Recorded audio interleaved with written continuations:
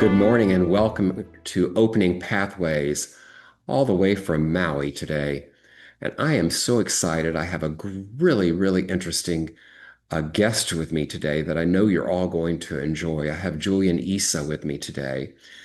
Julian has his own podcast, which I encourage you to listen to, which is the Beyond Tomorrow podcast. He's also very much into longevity and health and is a former journalist and even a former, although I challenge him that he's still doing it, opera singer. Julian, welcome to Opening Pathways. Tom, it's a pleasure to be here. Thank you so much. Yes, a delight. I'm interested to hearing what was it that sparked the idea to start what you're doing now? That's a great question. There's a book that I was once quoted about in an interview called Idea Flow. And it really talks about how in life you are amalgamating all these different lived experiences, right?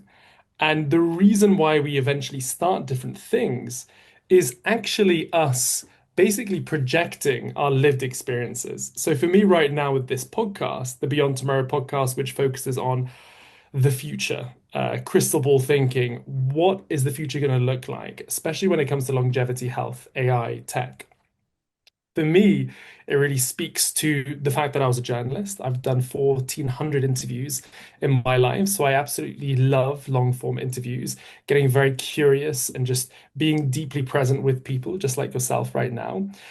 Secondly, I had a really horrific accident when I was 21. I was a young, dumb student, just thinking that I was immortal. And one night I realized I wasn't, ended up in hospital, paramedics all over saying it was the worst thing they'd seen in 5 years. But what it did, it started me on this crazy journey of recovery, healing, and then optimization. And so I became very aware of my mind-body connection from a very young age.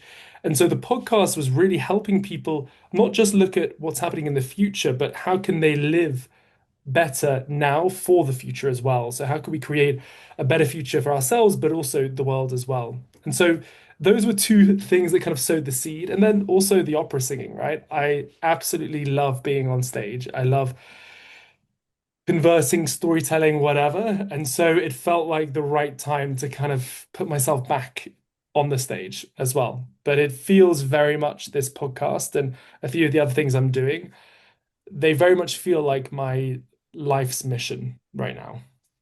Wonderful. I shared with my viewers this was going to be an interesting podcast. I'm thrilled to have you with me.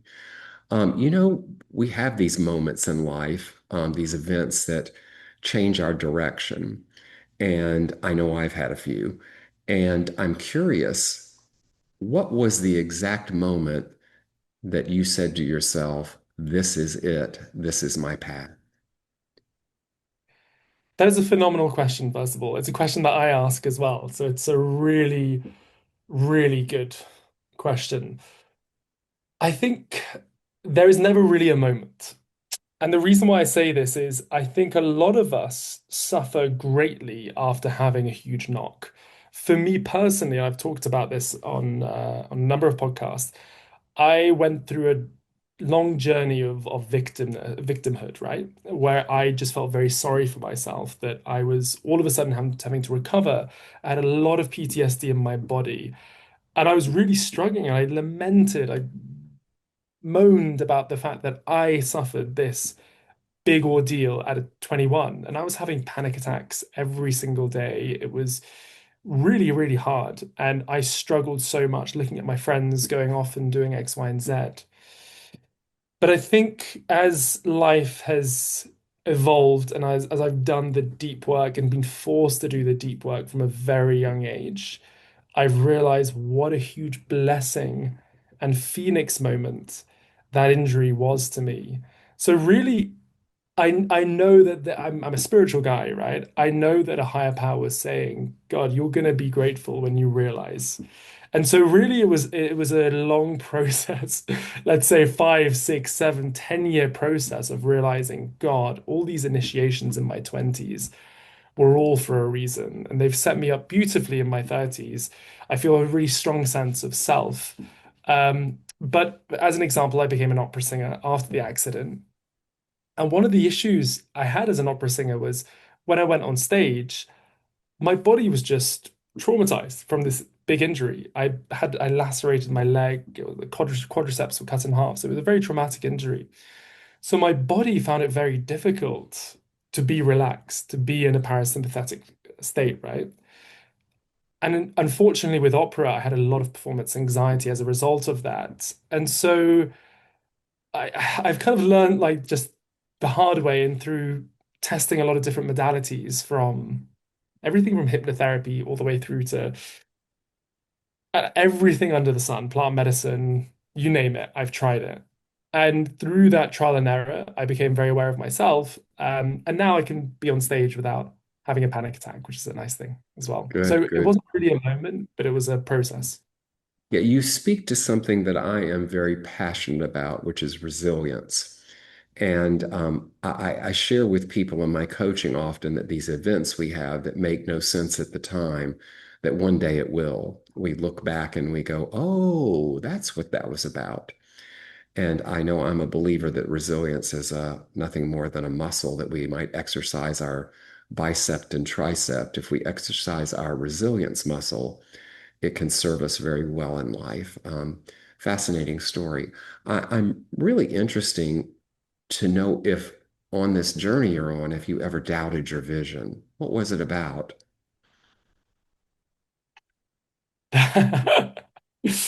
I would call out people for saying that they have never doubted themselves.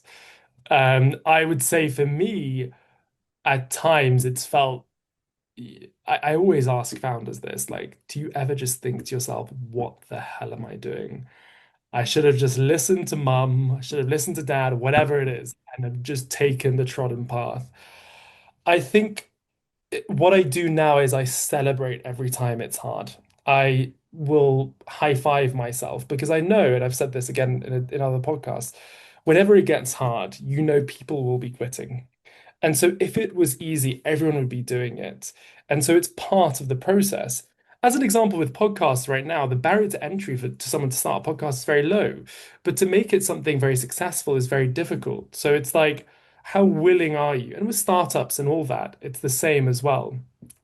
However, something that I've learned the hard way, and something that Stephen Bartlett and all the entrepreneurs that everyone really respects is you could be so good and so behind your vision, but if you don't have the right team, if you don't have the right cheerleaders, the right advisors with you, you just cannot achieve anything close to what your vision is. And so recently we've had a few changes, and I reflect on when I've been a founder and when I've been and I'm also an investor, how the wrong team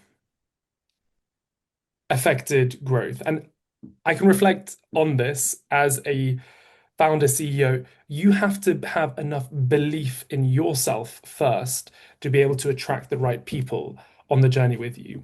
As an example, if you doubt yourself and doubt your ability, how the hell are you going to attract the top tier talent that can take you to where you probably want to go? And to achieve, people have different visions, right? Different aspirations. And so visions might be different. You might not need to have a superstar team with you.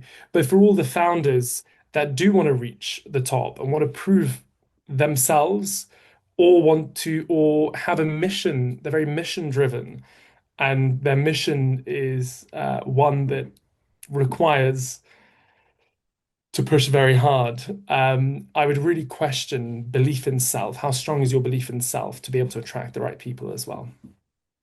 You know, I love this concept of our teams we have around us. I'm fortunate that I have an amazing team. Without them, you're just, to me, you don't get any traction. You're moving really slowly. You don't have people bouncing things off of you. So I love that you're sharing this idea of team with us today. I think people try and uh, make it on their own. I know I get asked, does a coach have a coach?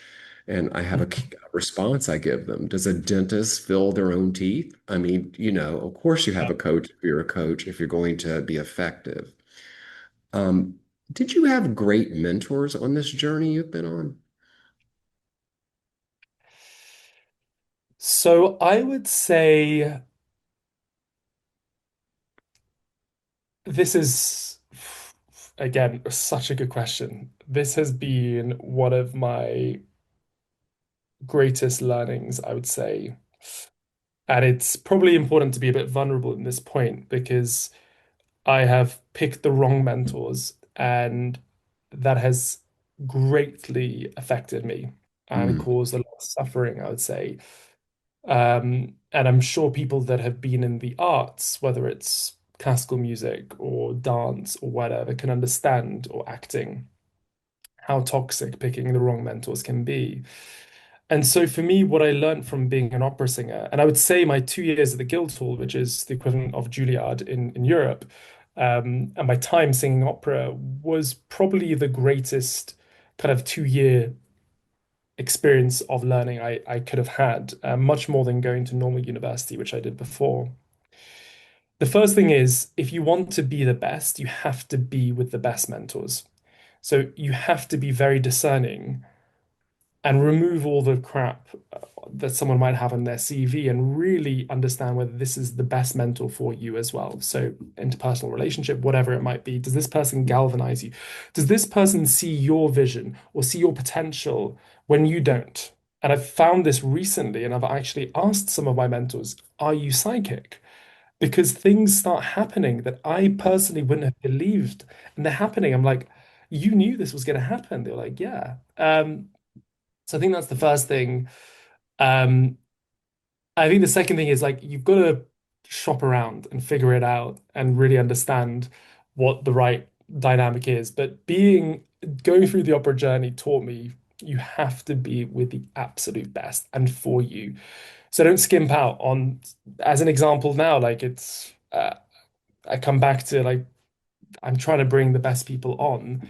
It's going to cost me, so I need to then figure out like where I'm going to find the money. Yeah. So.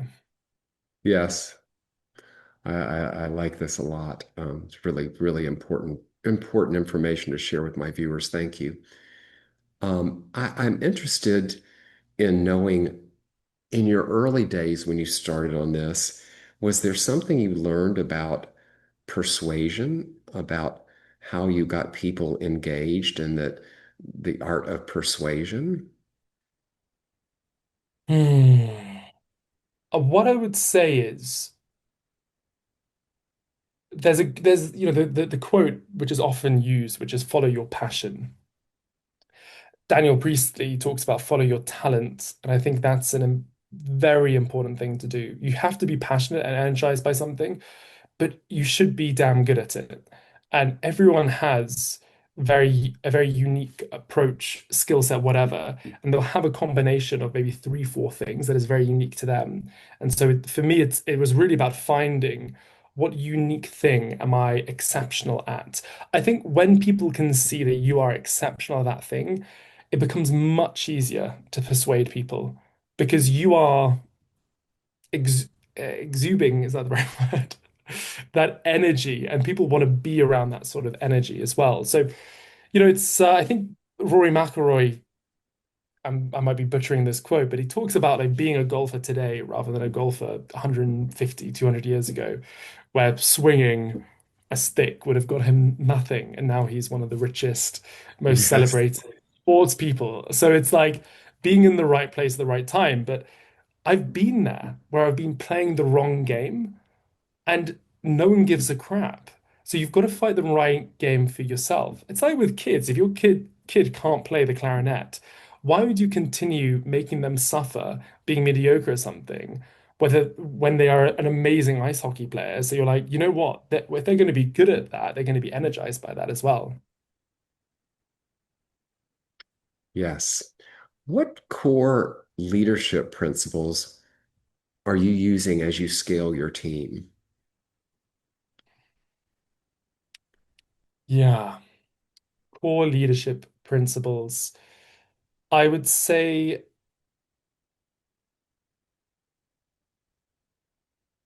so. I would say I learned this from a very, very close friend of mine, Joe McDonald, the founder and CEO of TEM, which I believe is going to be one of the most successful European companies in the next 5, 10 years.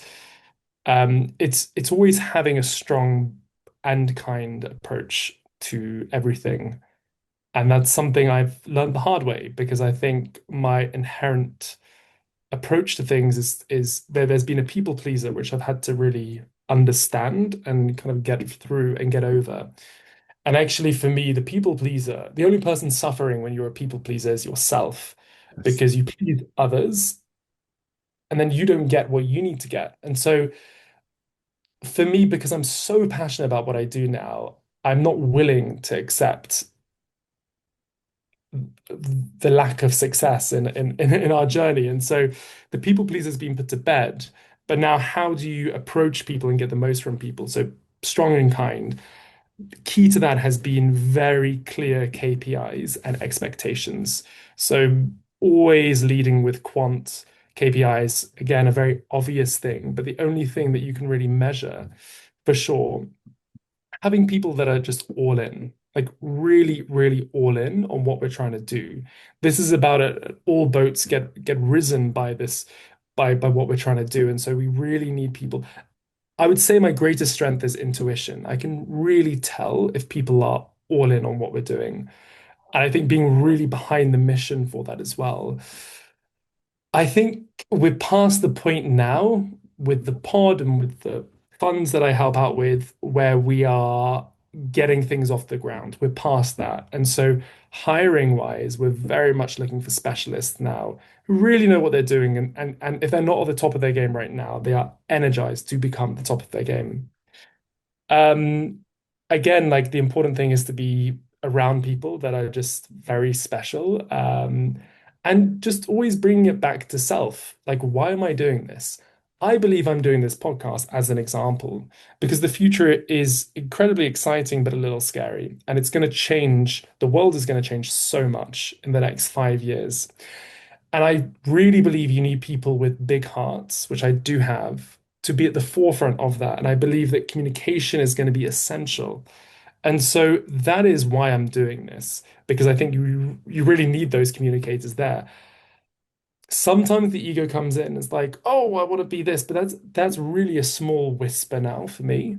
It's very much driven by energy, mission, what we can do because I strongly believe if we get this right with AI, with longevity, God, the world is going to be so much better. But we need the right people leading the way. And right Yes. now, they're just, I will say this loud and clear, we do not have enough of those people out there. Interesting. Um, I'm a real believer in taking risks. I talk to people about risk taking often, and I'm curious about hearing about a risky decision you made and where you got the courage to take it. I think I'm quoting a Adam Grant book, the one that is about nonconformists.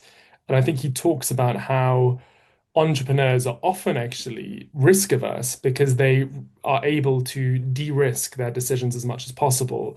I know that Mark Zuckerberg and Stephen Bartlett, and a lot of these people have been quoted in saying, the greatest risk in life is to take no risk, right? And so I think just being transparent, I don't know many entrepreneurs that don't have at least some safety net. And we all like to glamorize the immigrant story of rags to riches with nothing there.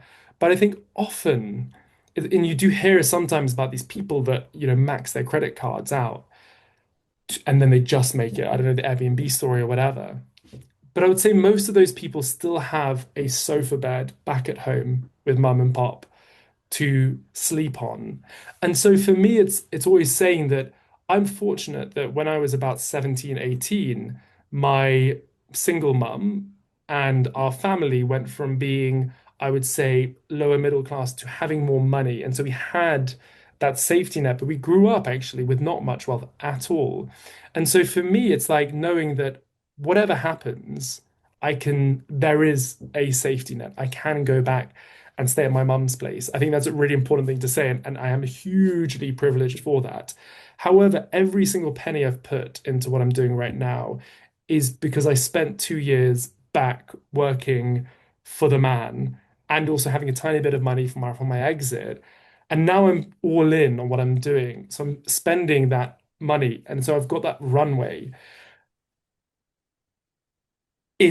I'm kind of like bending over the question a bit, but it's like it's knowing that risk for me it's about being discerning. It's really about being discerning and then also trusting, like hugely trusting that the universe is giving me enough signals that I am on the right path as well. Yeah, I like this idea of discernment and that we all have a safety net. And I'm going to have to go do some research because I, like you, I like to say we had a lot of love, but not a lot of anything else. And I'm wondering sometimes if those of us that had that experience and were able to achieve in life, if we have a different perspective about it because of where we started. Interesting topic, probably for a whole other podcast. Can I say Um, something just on that note, Tom? I please think a do. really it's so my mother, she is from the Middle East and she comes from a certain culture that it's I use entitlement in the best possible way. What I mean by entitlement is my mum always said to me, you can achieve anything, absolutely anything. The sky is the limit. There's no limit. And so whether she believes it or not, that sort of programming from a very young age has always made me realize that I can achieve absolutely anything. And that's what I love about being back in the US, because anything is possible in the US and every single person can dream. And the issue, especially in the UK, is there is stagnation because a lot of people feel like the glass ceiling is always like within reach, and there isn't that ambition to go out there and grow. Also, because there isn't much space. It's a pretty densely packed place, and there isn't that much opportunity. But it's abundance, right? It all comes back to abundance, knowing that there's an abundance of opportunity. Yes, yes, I love the word abundance. So I'm interested. What is one misconception about your work that you'd like to set straight? I would say the misconception is people look at what I've done, and I've been an opera singer, I've been a journalist, I've been a founder, I've been an investor, and now I'm doing a podcast. And I think there's still this kind of weird idea that someone has one hat in life and they wear this one hat. I'm a lawyer. Oh, why are you doing so many things? I'm just a lawyer. When actually, every single one of my lived experiences has reinforced the other things that I'm doing. As an example, being an opera singer has made me be a far better communicator and has made me very aware of my body and mind because you have to be.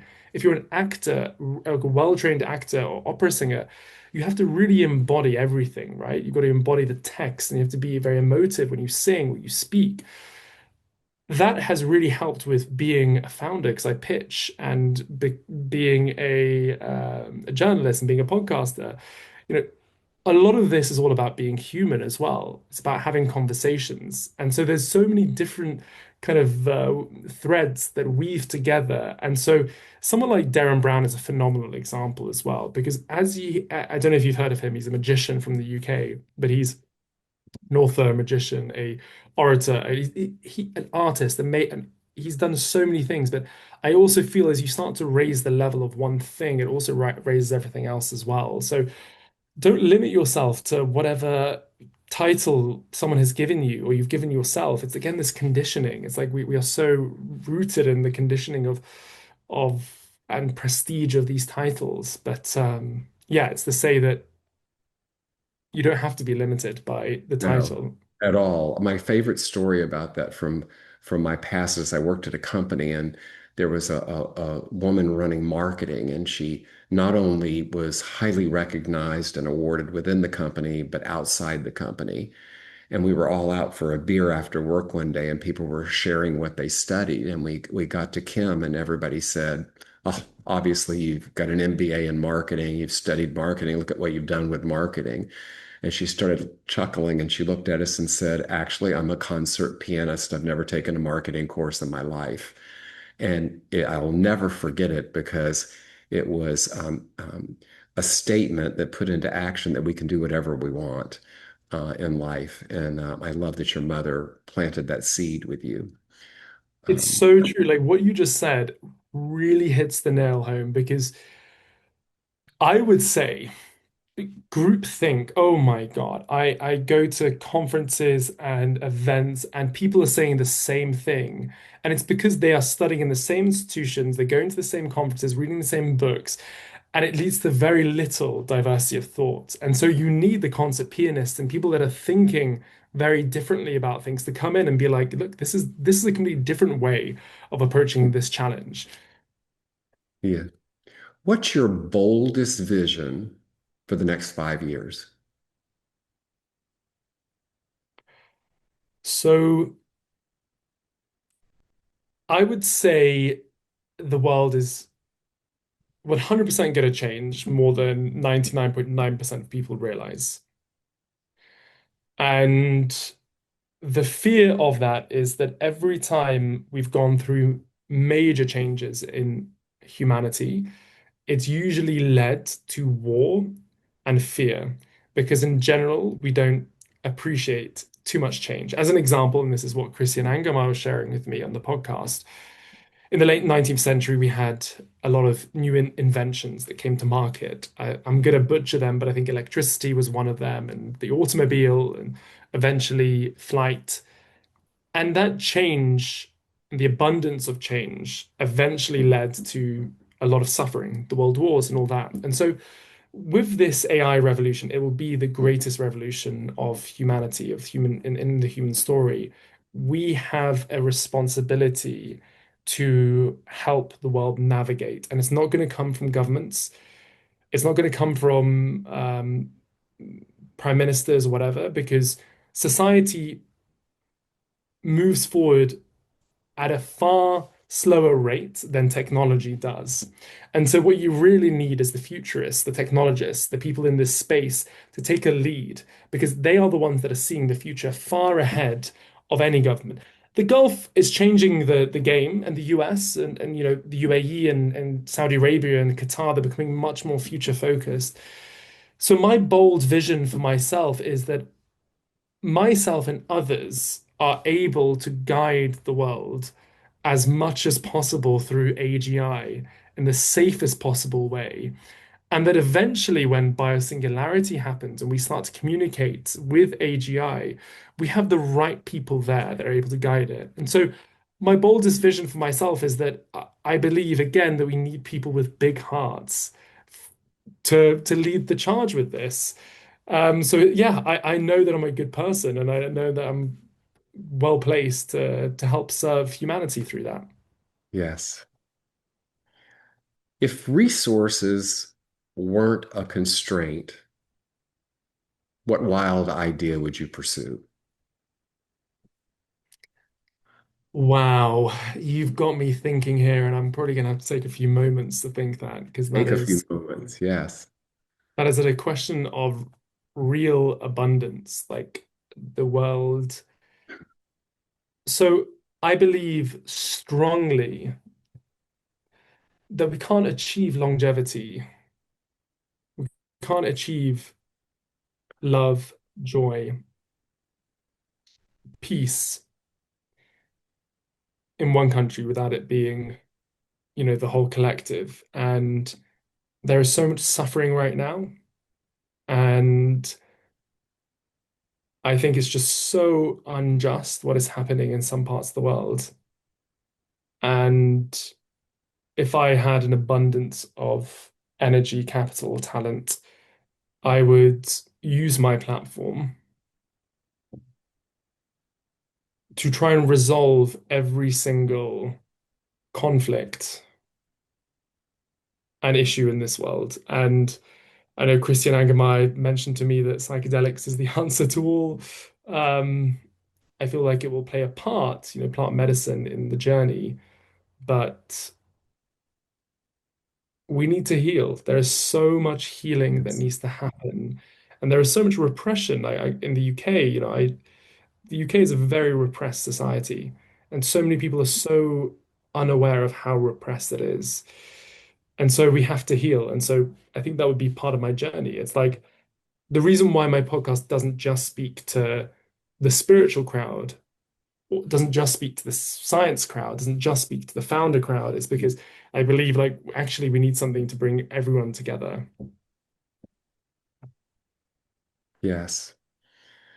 We are in need of healing, unity, remembering that we are all much more the same than we will ever be different. What advice do you wish every emerging leader or founder could hear? I would strongly, it's Peter Diamandis talks about this massive transformative purpose, like really finding your purpose. I would strongly recommend that they really look within and ask themselves what is their purpose. And the second thing is really understanding what their true strengths and weaknesses are. And this is going to be a long process of figuring that out. Because the second you can find your true strength and find your true talent, you can serve yourself and the people around you in the best possible way. And you can bring on people that will best serve your mission because they'll be filling the gaps. So I think those are two things. And I think the third one is I was stuck in a victim mindset for so long. Oh, I'm so jealous that that person has done this. Oh, it's so unfair. Like, why did this happen to me?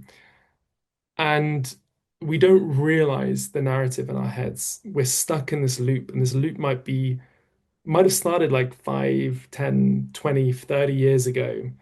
And so it's how do you become more aware of what's going on here and slowly shift from a scarce mindset, a victim mindset to an abundant mindset. There is so much abundance in this world.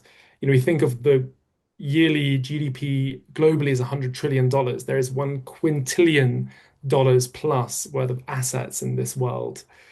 There is so much abundance and wealth to be had and to be achieved.